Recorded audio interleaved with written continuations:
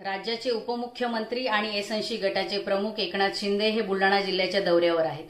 खरं म्हणजे बुलढाणा जिल्हा हा राज्यातला 3ऱ्या क्रमांकाचा गरीब जिल्हा म्हणून ओळखला जातो। याच बुलढाणा जिल्ह्यामध्ये काही दिवसांपूर्वी युवा प्रगतिशील शेतकरी कैलास नागरे या आमच्या शेतकरी बांधवाने शेतीला पाणी देता येत नाही या कारणासाठी आत्महत्या केली। बुलढाणा जिल्ह्यासह राज्यभरामध्ये आज शेतकरी कर्जमाफी मागताय, परंतु तुम्ही सांगताय की आम्ही कर्जमाफी देऊ शकत नाही। शेतकऱ्यांच्या शेतमालाला तुम्ही भाव देऊ शकत नाही।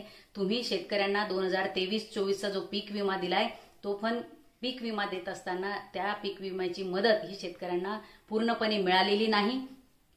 एवढंच नाही तर आज अनेक युवा बेरोजगार हे बुलढाणा जिल्ह्यातील स्थलांतर करताय, केवळ या ठिकाणी रोजगाराच्या कुठल्याही संधी उपलब्ध नाहीत म्हणून। आज प्राथमिक शिक्षण असेल किंवा आरोग्य व्यवस्था असेल ग्रामीण भागातली, या सगळ्यांची दयनीय अवस्था आहे। इतकी सगळी बुलढाणा जिल्ह्यामध्ये आणि राज्यामध्ये दयनीय अवस्था असताना तुम्ही आभार कसले मानताय? तुम्ही तर या राज्यातील जनतेची, बुलढाण्यातील जनतेची माफी मागितली पाहिजे। तुमच्या लोकप्रतिनिधींना कमी मतांनी का होईना लोकांनी सभागृहात पाठवलं आणि हेच लोकप्रतिनिधी निवडून आल्यानंतर लोकांना शिव्या देण्याचं काम करतात, मतदारांना शिव्या देतात। त्याच्यामुळे उपमुख्यमंत्री साहेब या बुलढाणा जिल्ह्यामध्ये येऊन जनतेचे आभार मानण्यापेक्षा माफी मागा।